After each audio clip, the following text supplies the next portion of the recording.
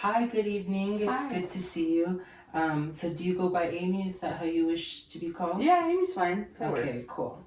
So, Amy, so today we're going to go over a model that we use frequently. It's called the Community Resilience Model. Mhm. Essentially what it is, it's a biological model, and it helps us identify 6 wellness skills that we can use in a time of crisis. So, that can be a stressful situation, maybe at work. It can include a natural disaster. It can include really any situation that can bring crisis. It can make you panic. They're really these 6 wellness skills that allow you to feel the sensations in your body. It's kind of a connection of what you feel and what you're thinking. And it's really useful. They're very useful skills, like I said, in times of crisis. So today, if you're comfortable, we'll go over the first 3. And those 3 are tracking, resourcing, and grounding. And I'll go ahead and explain those to you in greater detail as we move along. Okay. Is that okay? Do you have any questions at this point? No questions, but it sounds really good because I get very anxious sometimes and Okay. stressed. So that sounds like really cool. What is that like with work? With work, or I'm also in school right now, and sometimes it gets a little overwhelming.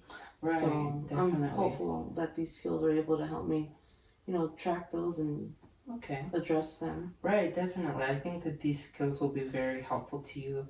Are you in college, I'm assuming? I am, yes. I'm doing my master's program right now. Okay, yeah. So that can be a big stressor for many. So I think that this will really be, some skills that can really help you to kind of navigate through your experience and really allow you to find a sense of calm. So we're going to go ahead and move forward. Okay. The Community Resiliency Model has this area which we call the resilient zone. So I have a little graphic here for you. So the resilient zone essentially looks like this. And what it's saying is that in the resilient zone, it's saying, so within these 2 straight lines, this is your resilient zone. So what this is it allows you, if you're in this zone, it allows you to handle life's stressful situations, the various stressors that you might encounter. And sometimes we go out of this zone. Yeah. So like you said, you're doing your master's, so that's graduate school. So maybe you have, a big midterm coming up. That might spike you out of your resilient zone, okay? And sometimes, let's say, God willing, this never happens, but we lose someone, you lose someone in your family, perhaps a close friend. You might come out of the resilience zone and here toward the bottom. This looks like isolation. This down here, outside of this resilience zone, down here would look like isolation, sadness, can lead to depression, versus up here would be like anxiety, stress, frustration. And here we're kind of at a level of calm within our lives. So that's the resilience zone. So this is where we're always aiming to be. But we recognize that we can go out of this zone. But this kind of just shows us this is where we would like to be. Yeah, of course. Especially in a time of crisis. Okay? So now I want to go over, I want to kind of explain to you how we evaluate or how we track ourselves using these skills. So we do it in 3 ways. When we identify something, that helps us to cope in a panic, in a crisis, we like to use these 3 words, and we identify our feelings as pleasant, neutral, and unpleasant. So it's kind of like a scale, 0 to 3, So pleasant, again, neutral, and unpleasant. So the first skill we're going to practice today is tracking. So really tracking allows us to pay attention to the sensations that we feel in our body. How do we track? We tune into our nervous system, our neurons, all of that, within our body, our muscles. It's all connected. Yeah. So what we feel,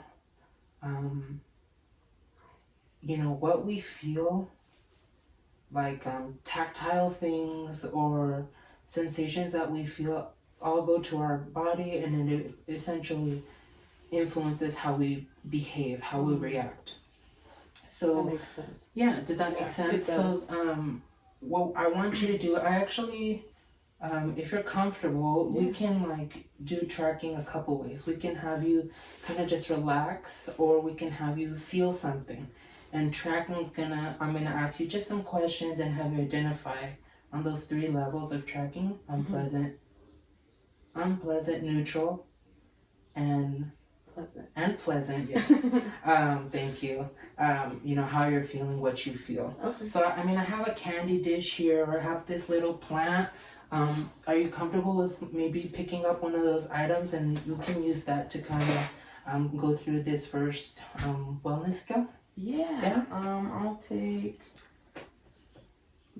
the plant. Okay, you'll take the plant. Cool. Yeah. So you can just kind of hold it. Get comfortable in your chair. However it is that you may feel comfortable. And I want you to, really tune into your mind. Recognize how your body responds. If you notice any muscle tension, if you feel relaxed, you can also monitor your breathing, your heart rate, your temperature. Do you feel hot? Do you feel cold right now? Sensations, movements. So I want you to just hold the plant, and if you can walk me through, it seems like you're just like touching lightly, caressing the plant. So what are you feeling? Okay, let me feel. Let me get a feel for it. Go for it. And I close my eyes just because it helps me concentrate a little better. I'm feeling the sides of it. There are different textures, of course, but the sides feel very smooth. Smooth edges, but also have like a little bit of a grit to them. So although it's smooth, it's also at the same time kind of rough. Okay. And can I ask you, is that pleasant, unpleasant, or neutral? It's actually pleasant. Okay. It feels good rubbing against my hand. Great. Let me see the grass part of it. Okay. They're long. They kind of tickle my hand. It feels good. So pleasant. Okay. But it also, because there's so many and they're going in different directions, it's kind of unpleasant because I want them to all be facing one way. Okay. So I kind of want to like brush them all to go one way. So that part's a little bit unpleasant and annoying, but okay. And regarding your breathing, how do you feel right now? Do you feel calm? Do you feel irritable? Do you feel stressed? I feel kind of neutral. Okay. It does make me feel though like, I don't know, like I feel like I'm in like a grass field. So I guess, and then it does turn kind of to pleasant. Okay. Yeah. That's good. Okay, so if you're comfortable, you can open your eyes now. So really what we just did is we practiced tracking. And again, you were using your hands and your fingers to feel the grass, to feel the pot that it's in. And you were able to describe to me what you felt, how it made you feel. That's essentially what tracking is. And really we can do that with anything. Anything in our surrounding. We don't have to grab something extravagant. It can be, a candy, like I said, from the candy dish, or it looks like you have a keychain and it has a little character, it looks like it's soft. You have it there. It's like a Disney character, right? Yeah, it's I forgot what his name is, but from Monsters Inc. Yeah, so it can be anything really tactile, and it's just to allow us to feel the sensations. Okay, so if you're comfortable, you can place the plant back, or you can continue to hold it. It might be a little distracting for the next one, but you can just leave it there. It's cute. Cool. So now the next one we want to do is resource. So there's various resources that we have as individuals. we use this to identify positive, neutral factors. We can really use our resources to help us again in a time of crisis, in a time of panic. If we're feeling overwhelmed, graduate school can get heavy at times. Yeah, definitely. Resourcing is a great way to use what's around us, the people. There's 3 types of resources in this model that we identify. The first is our external resources. This includes, people, places, objects, activities, skills, hobbies, songs, music, entertainment. Those are different ways and resources that we have that we can use to kind of bring us to a state of calm. And then we also have internal, which are like personal characteristics, Sometimes we identify, for example, someone being kind or someone being able to demonstrate compassion. Or maybe someone's, they have a good sense of humor. Our body, we have body resources too, which is internal technically. That includes, our legs, our body's ability to heal from illness. Does that make sense? It does. Yeah. And then we have the third, which is like imagining type of resource. So sometimes, I don't know if you've ever heard of like maybe, or imagining a resource can be like a wish that you might have. Okay. Or if you consider yourself spiritual in any way, maybe a prayer, a thought, maybe even like a fantasy you have that can bring you to a state of calm. Okay, so those are the 3: internal, external, and imaginary. Okay,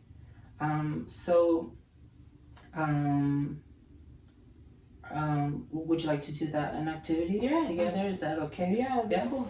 Okay, so I actually have my little notepad here, and we can have you if you're comfortable, we can have you like write down maybe like one of each. Okay.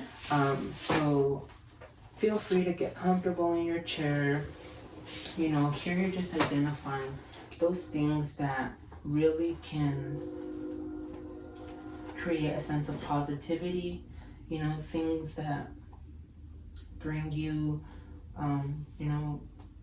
positive energy, neutrality in your life. It may bring you joy, it can bring you peace. Okay. And it can make you calm. Things that you could identify in a time of crisis.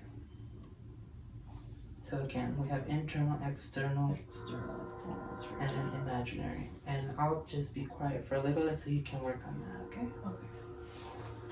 Okay.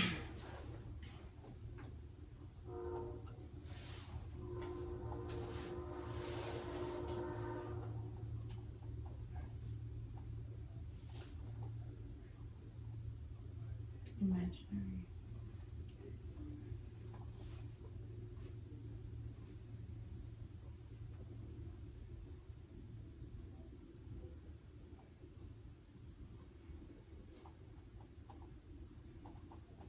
Almost done. Okay, now take your time.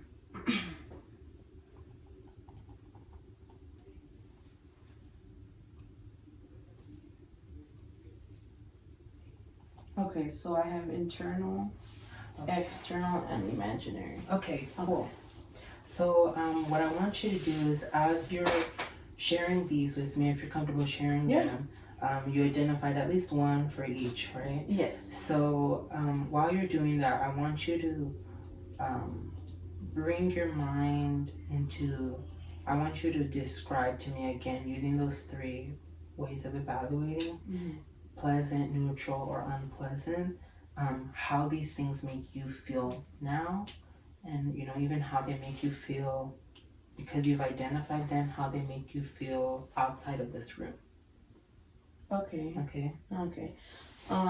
So the first one I identified was an internal characteristic of mine. I think I have the skill or characteristic of being patient. And I think it's helped me a lot with the patience that I have. At my work, I work with the elderly population, and patience is something that one who works with that population you need to have. So every time I go into work knowing that, I feel like I have the skills to work with this population, it makes my time there and my time with them more pleasant, knowing that I have this skill and I'm able to use it with them, with my patients. Definitely. So Is that a pleasant, neutral, or unpleasant feeling? It's definitely pleasant feeling. Great, I'm glad. That's definitely a great characteristic to have, and thank you for sharing with me, about your career and the population you work with. I agree with you. I think, working with the elderly population, patience is so essential in that work. Definitely. So thank you for sharing that. Yeah, of course. Okay. Your next one? The next one I have is external. So I identified the thing to be music. Music has definitely been something I've turned to when I'm not feeling patient, not with my patients, but when I'm not patient with myself or with people around me. I've turned to it, and it brings me joy, and it also gives me the opportunity to tone into different emotions of mine.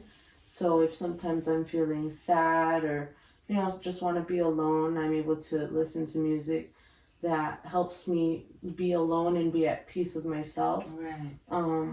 So that's my external factor. And like I said, pleasant. I would say that the music is a pleasant one. Okay. That's great. I think music's definitely a positive thing for many, and it seems like you identify with that. So it brings you like to a state of joy. Definitely. Tranquility when you think about music, or you use that as a resource for yourself. Okay, cool. And what about an imaginary resource? My imaginary resource, I kind of combined two. So I thought of prayer and also the thought of graduating. I often pray a lot about where I am right now and how soon and how God's going to help me reach my end goal right now, which is graduation. So the thought of being able to pray about it and seeing how God brings me peace when I need it the most in order to go about this journey of graduating is definitely a pleasant one of mine. Okay. Yeah. Cool. I really like those three that you chose, and I feel like you definitely got very personal with them, which is a good thing, because in resourcing, that's how we identify the things around us or the things that can provide us a sense of hope. It's definitely helpful in a time of crisis. Yeah. So thank you for sharing those.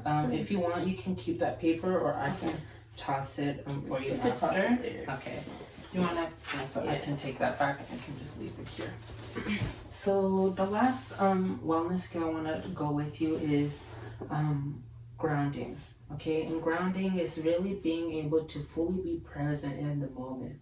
So one way I want to do this, if you're comfortable, I'm just gonna have you kind of change your position in your chair. So if you can put your back, there's a pillow behind you. Feel free to move that if you like. You can hold it, you can throw it there.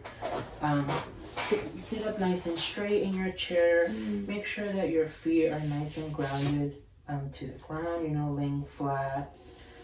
You can take deep breaths. You can move your head however you want to feel comfortable. Your hand placement, however you like, whatever it is that you feel comfortable with. And grounding, again, it's really fully being present in the moment. So what I want you to do is bring awareness to the direct contact you have with your body. And then feel free to share with me what you're feeling in these different areas of our body. It can be your breathing, it can be how your arms feel, it can be how your feet feel touching the ground, and kind of just being present and taking a moment to just be in a state of calm. And feel free to walk me through what you're feeling, using those three forms of evaluating. Okay. I'm feeling a sense of my head being pleasant, having the ability to move it like that. Like I could go back and I could just move it however I want. So it feels very pleasant and light. I do feel a sense of unpleasant down in my lower back. It just feels very tense. And then as I move down to my fingers, they're just dangling, so they feels very pleasant and free. Okay. And as I move down my legs, I feel very comfortable and safe and secure, that they're level and on the ground, and they're not moving, and they don't have my weight pushing them down. So that also feels very pleasant. Okay. Cool. So feel free to open your eyes. And feel free to stay in that position if you'd like. Yeah, it felt really good. Did that feel good? Yeah. So it you know, what grounding allows us to do is it really just allows us to not think about anything else, just to feel what we feel in our bodies, to be able to identify, is what we're doing pleasant, unpleasant, or is it neutral? And it seems like for you, majority of it was pleasant. Yeah, very much so. So it's definitely an exercise you can do, you know, at a day at work, if you're at your desk or your assigned area, you can just sit in your chair and practice this exercise, just a minute for yourself. But it's definitely something that there's really no cost. You don't need equipment to do it. All you need is your body, a minute of your time, and you can really practice these three skills. You know, these three skills of wellness that can really be helpful to you. So that concludes, you know, the first three within the Community Resilience Model that we're going to go over today. And I'm sure at a later time we'll go over the next three. Okay. Do you have any questions regarding what we did today? No questions, but thank you, because I'm definitely going to use that grounding one at work. That's great. I'm glad to hear it. Yeah. So thank you for your time and for allowing me to share this with you. And if you have any questions, feel free to give me a call or let someone at the front know. Yeah, okay. Okay. Thank you, Amy.